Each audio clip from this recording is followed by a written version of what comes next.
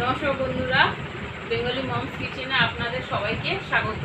আজকে আমি পরিচয় করতে চাইছি এক স্পেশাল সব কি বলবো আমার ছেলেদের।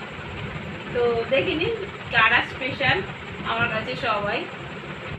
দেখুন বন্ধুরা, এরা এত সুন্দর মানুষকে ভালোবাসতে পারে। আমি একটুখানি ভালোবাসা দিই, কেন আমি তো সারাদিন সময় পাই না। ডিউটির পরে আমি আসি, যখন আমি 6:30 7টার সময় আসি, তখন এরা আমাকে রাস্তায় নিতে গিয়ে এরা আমাকে এত ভালোবাসে যে তখন থেকে আমার রাত্রি 10টা 11টা অবধি এরা আমাদের বাড়িতেই বসে থাকে।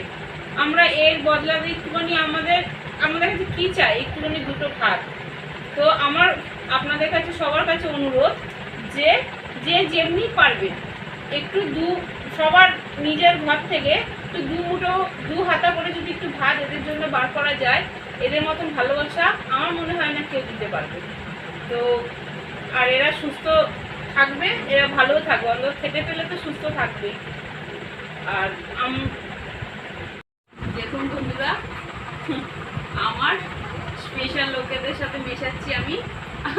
না শোনা এমনি করে না, পা করে না। এরা আমার বন্ধু ছেলে, হ্যাঁ। এদের সবাই আমাদের পাড়ার লোকেরা আমাকে মা বলে যে এদের মা আমি ডিউটি থেকে আসার পরেই এরা সবাই 4 জন আমাদের ঘরে চলে আসে, এসে এখানেই বসে থাকে। যতক্ষণ না আমি ওকে খাবার না দেবো ততক্ষণ ওরা কোথাও যায় না। এদের আমার মনে হয় এদের মতন ভালোবাসা আর কেউ দিতে পারবে না। দেখুন বন্ধুরা কি সুন্দর করে আদর করছে আমাকে। দেখুন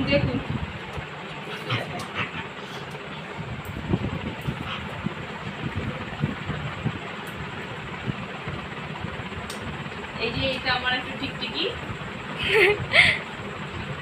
এটা আমার হচ্ছে চুলগুলি।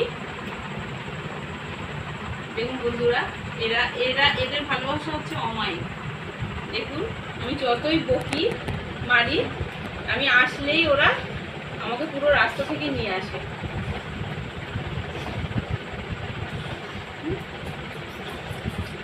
হ্যালো হ্যালো, যাও যাও যাও, ওটো যাও যাও যাও যাও যাও যাও, আমি আদর করবো না, যাও যাও যাও যাও যাও।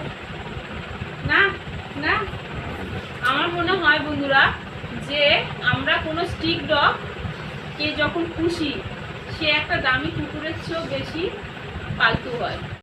তাহলে চলুন বন্ধুরা, আমি বেশি কিছুতে এদের খেতে দিতে পারি না। আপনার ঘরে সামান্য যা থাকবে তাই দিয়েই এদের একটু খেতে দেবেন, তাতেই এরা খুশি। আমি কিছু না করতে পারলে আমি শুধু একটুখানি বেগুন ভাজাও যদি করি, এদের বেগুন ভাজা দিয়েও ভাত দিই, তাও এরা খুব খুশি হয়েই খায়।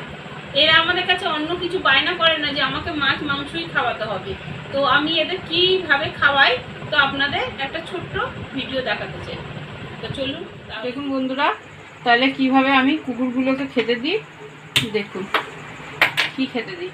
ওরা তো আমাদের কাছে দেখুন মাছ মাংস কিছুই চাইছে না, দুটো একটুখানি ভাত দিলে ওরাও খুশি হয়। আর ওদের মতন ভালোবাসা কেউ দিতে পারে না। তাই জন্য দেখুন, আমি তো সবসময় মাছ মাংস দিতে পারি না। আমি যেমনি চিংড়ি মাছ বানিয়েছিলাম আজকে, তো আমি এই চিংড়ি মাছের যে খোসাটা আছে, সেই খোসাটাই আমি একটুখানি ওদের ভাজা করে দেবো।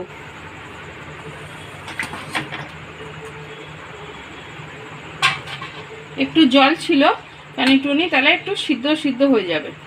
তারপরে জলটা শুকিয়ে দেবো। দেখুন বন্ধুরা, এটা সিদ্ধ হয়ে এসছে। আমি এর মধ্যে একটুখানি দেখা সৌন্দর্যের জন্য নুন আর একটু হলুদ দিয়ে দিলাম।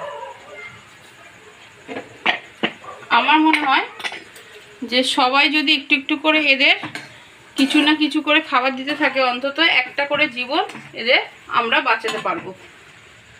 আমার যদি কিছু ভুল বলে থাকি তাহলে আমাকে ক্ষমা করবে।